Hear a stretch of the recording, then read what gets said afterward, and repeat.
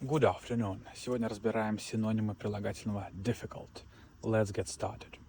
Hard – трудный, тяжелый. This task is really hard, but I'll try my best.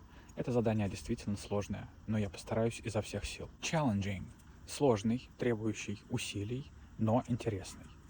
Learning a new language is challenging, but exciting. Изучение нового языка сложно, но увлекательно.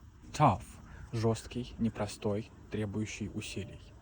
This exam was tough, but she passed it. Этот экзамен был непростой, но она сдала его. Complicated – запутанный, сложный. The rules of that game are quite complicated.